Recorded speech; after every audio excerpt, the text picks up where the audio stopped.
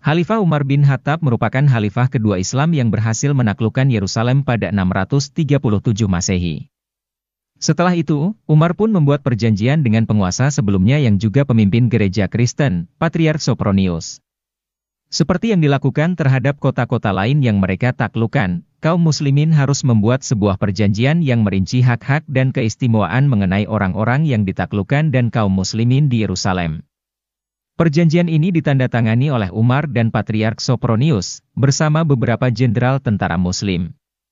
Seperti dikutip dari Islamicity, berikut bunyi teks perjanjian itu. Dengan menyebut nama Tuhan yang Maha Pengasih lagi Maha Penyayang. Inilah jaminan keselamatan yang diberikan hamba Allah, Umar, Amirul Mukminin, kepada penduduk Yerusalem. Dia telah memberi mereka jaminan keamanan bagi diri mereka sendiri atas harta benda mereka, gereja-gereja mereka, salib-salib mereka, orang-orang yang sakit dan sehat di kota itu dan untuk semua ritual yang merupakan bagian dari agama mereka. Gereja-gereja mereka tidak akan dihuni oleh umat Islam dan tidak akan dihancurkan. Baik mereka, tanah tempat mereka berdiri, salib mereka, maupun harta benda mereka tidak akan dirusak. Mereka tidak akan dipaksa pindah agama. Tidak ada orang Yahudi yang akan tinggal bersama mereka di Yerusalem. Penduduk Yerusalem harus membayar pajak seperti penduduk kota-kota lain dan harus mengusir Bizantium dan para perampok. Penduduk Yerusalem yang ingin pergi bersama Bizantium, mengambil harta benda mereka dan meninggalkan gereja dan salib mereka akan aman sampai mereka mencapai tempat perlindungan mereka. Penduduk desa boleh tetap tinggal di kota jika mereka menginginkannya tetapi harus membayar pajak seperti warga negara. Mereka yang berkeinginan boleh pergi bersama Bizantium dan mereka yang berkeinginan boleh kembali ke keluarganya. Tidak ada yang boleh diambil dari mereka sebelum panennya dituai. Jika mereka membayar pajaknya sesuai dengan kewajibannya, maka syarat-syarat yang tercantum dalam surat ini berada di bawah perjanjian Allah, menjadi tanggung jawab nabinya, para khalifah, dan orang-orang beriman. Isi surat perjanjian Umar tersebut dikutip dalam The Great Arab Conquest, dari Tarikh at-Tabari.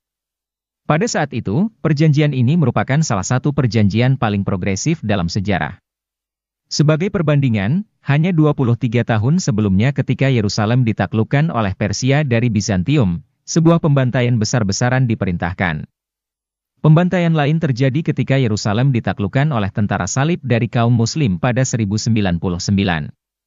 Perjanjian Umar memberikan kebebasan beragama bagi umat Kristen di Yerusalem, seperti yang ditentukan dalam Al-Quran dan perkataan Muhammad Shallallahu Alaihi Wasallam. Ini adalah salah satu jaminan kebebasan beragama yang pertama dan paling signifikan dalam sejarah.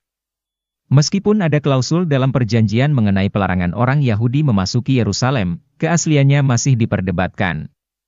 Salah satu pemandu Umar di Yerusalem adalah seorang Yahudi bernama Ka'ab al-Ahbar.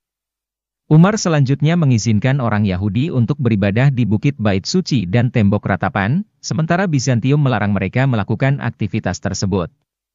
Dengan demikian, keaslian klausul mengenai Yahudi dipertanyakan. Namun, yang tidak perlu dipertanyakan lagi adalah pentingnya perjanjian penyerahan diri yang progresif dan adil, yang melindungi hak-hak minoritas. Perjanjian tersebut menjadi standar bagi hubungan Muslim Kristen di seluruh wilayah bekas Kekaisaran Bizantium, dengan hak-hak penduduk yang ditaklukkan dilindungi dalam segala situasi, dan pemaksaan pindah agama tidak pernah menjadi tindakan yang direstui. Revitalisasi kota. Umar segera mulai menjadikan kota Yerusalem ini sebagai landmark penting umat Islam. Dia membersihkan area Temple Mount atau Al-Haram Al-Sharif, tempat Muhammad Shallallahu Alaihi Wasallam naik ke surga. Umat Kristen telah menggunakan daerah tersebut sebagai tempat pembuangan sampah untuk menyinggung perasaan orang Yahudi. Lalu, Umar dan pasukannya, bersama beberapa orang Yahudi, secara pribadi membersihkannya dan kemudian membangun sebuah masjid yang kini dikenal dengan Masjid Al-Aqsa. Sepanjang sisa masa kekhalifahan Umar dan hingga masa pemerintahan Kekaisaran Bani Umayyah atas kota tersebut, Yerusalem menjadi pusat utama ziarah keagamaan dan perdagangan. Kubah batu atau The Dome of the Rock dibangun untuk melengkapi Masjid Al-Aqsa pada 691. Banyak masjid dan lembaga publik lainnya segera didirikan di seluruh kota.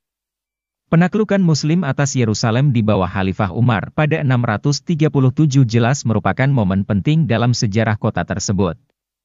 Selama 462 tahun berikutnya, wilayah ini akan diperintah oleh umat Islam, dan kebebasan beragama bagi kelompok minoritas dilindungi berdasarkan perjanjian Umar. Bahkan saat ini, ketika pertikaian mengenai status kota tersebut di masa depan masih terus berlanjut, banyak warga Muslim, Kristen, dan Yahudi yang bersikeras bahwa perjanjian tersebut tetap memiliki kedudukan hukum dan berharap perjanjian tersebut dapat membantu menyelesaikan permasalahan Yerusalem saat ini.